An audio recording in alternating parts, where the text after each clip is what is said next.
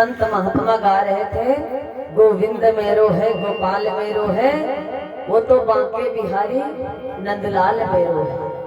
रुक्मणी के कान में आवाज पड़ी, अरे ये तो हमारे स्वामी का नाम ले रहे हैं। और रुक्मणी का अवतार लक्ष्मी का अवतार, और लक्ष्मी से पहले रुक्मणी का अवतार था वेदवती। ये वेदवती थी। रुक्मणी संतों के पास पहुंची है, अरे बाबा क्या गा रहे हो, गोविंद कौन है? बाबा ने कहा, रे देवी वो तो जग का स्वामी है, काली कमली वाला मेरा यार है, और मेरे मन का मोहन वो दिलदार है। तुम नहीं जानती, सारा संसार उसको जानता है। रुक्मणी ने मन में सोचा, जानती तो मैं हूं, लेकिन अब मैं बताऊं किस भाव में। रुक्मणी अनजान बन गई, अरे ओ बाबा कितने दिन हो गए तुम गोविंद से नहीं मिले। अब रुक्मणी सोच रही, हो ना हो इन्हीं के द्वारा कुछ खबर मिल जाए। बाबा ने कहा, बेटा मैं तो मिलता ही रहता। क्या देखा, तब तक रुक्मणी की नजर एक मूर्ति पे पड़ गई। अब रुक्मणी की नजर जैसे उस मूर्ति पर पड़ी है, तो क्या देखा, भगवान कन्हैया की मूर्ति है, बड़ी सुंदर मूर्ति। रुक्मणी ने बाबा से कहा, रे वो बाबा ये मूर्ति तुम्हारे गोविंद की है? हाँ हाँ गोविंद की है। अरे बाबा मेरी मानो तो ये मूर्ति मुझको दे दो। तुम कहते हो जगत का पिता है, अरे जगत का पति है तो मेरा भी पति हुआ। महात्मा जी ने कहा, हाँ बेटा तुम्हारा भी पति है। रुक्मणी ने वहीं से ठान लिया कि मेरा पति है। और रुक्मणी जानती भैया सब कुछ, लेकिन लीला है तो नाना भांति नाम अवतारा। तो आज देवी ने कहा, महात्माओं ये मूर्ति हमको दे दो। महात्माओं ने कहा, देखो देवी ये कोई खेलने की चीज नहीं है जो तुमको दे दो। देवी ने कहा, बाबा इसको क्या करोगे, कहाँ रखते हो? अरे इसकी पूजा करता हूँ, पूजा। तो रुक्मणी ने कहा, बाबा हमको दे दो, हम भी पूजा करेंगे। बाबा ने मना कर दिया। तो रुक्मणी ने रोना चालू कर दिया, बाबा नहीं दोगे तो जानते हो क्या करोगे? क्या करूंगी? मैं अपने प्राण छोड़ दूंगी, लेकिन घर को नहीं जाऊंगी। जब तक मूर्ति नहीं ले लूंगी तब तक नहीं जाऊंगी। तो बाबा ने सोचा, अगर कन्या मर गई तो हमको बाल हत्या का पाप लग जाएगा। तो बाबा ने मूर्ति उठाई, कहा बिटिया नहीं मानती हो मूर्ति ले जाओ, लेकिन क्या करना, इनकी रोज सेवा करना।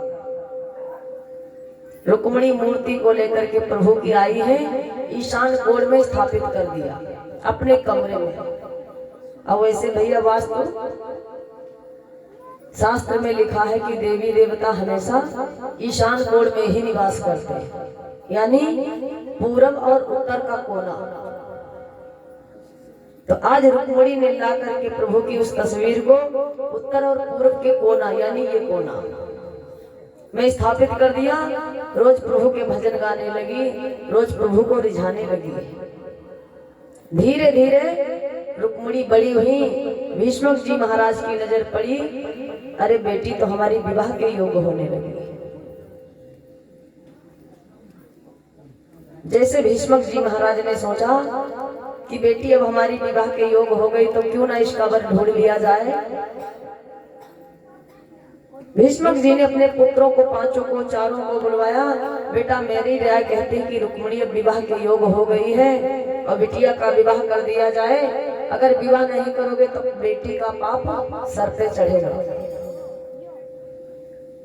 क्योंकि रुक्मणी दिन प्रतिदिन बढ़ रही है। तो इसलिए मैं चाहता हूँ कि रुक्मणी का विवाह कर दिया जाए। रुक्मणी विवाह के योग हुई, उसका ऋण बढ़ता जाता है, उसका ऋण बढ़ता जाता है, उसका ऋण बढ़ता जाता है। बेटी की बाई का चंद्र सिर पर चढ़ता जाता है।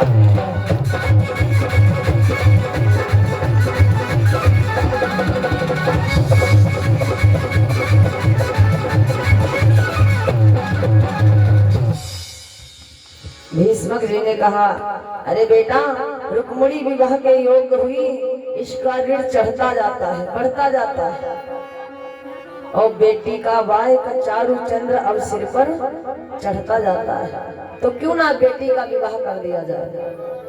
तो आज भीष्म जी महाराज विचार करते हैं, तो भीष्म जी महाराज बहुत सोचते हैं कि रुकुम से पूछा जाए, रुकुम बाहु से पूछा जाए। तो रुकुम बोल पड़ा, अरे पिताजी, वर मेरी नजर में है। रुकुम बोला, पिताजी, वर मैंने देखा है। कहाँ देखा? अरे चंदेली का राजा है, चंदेली का, जिसका नाम है शिशुपाल। अरे वो वैभवशाली है, शक्तिशाली है, क्या कमी है उसके पास? तो मेरी नजर कहती है कि रुक्मिणी का विवाह शिशुपाल के साथ कर दिया जाए। तो भीष्मक जी महाराज ने सुनी की अनसुनी कर दिया, नहीं बोले। जब नहीं बोले तो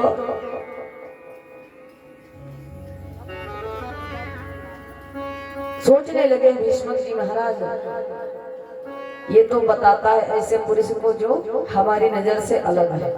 उसी बीच में और भी बच्चे बैठे हैं। तो सबसे छोटा बेटा ने कहा, अरे पिताश्री, अगर मेरी राय मानी जाए तो मैं एक बार बताऊंगा। तो कहा, बताओ बेटा।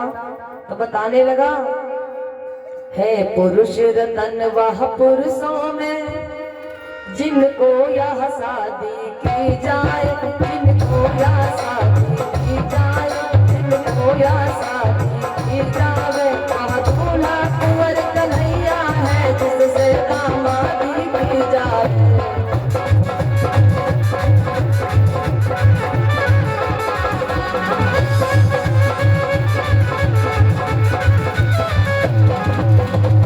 अरे पिताश्री, मेरी बात मानी जाए तो वो श्याम सलोना कन्हैया है ना, नंद राय का बेटा,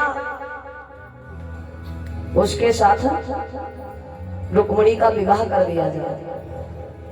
रुकुम तिल मिला उठा, अरे नहीं हो सकता, हमारी बहन का विवाह उसके साथ नहीं हो सकता।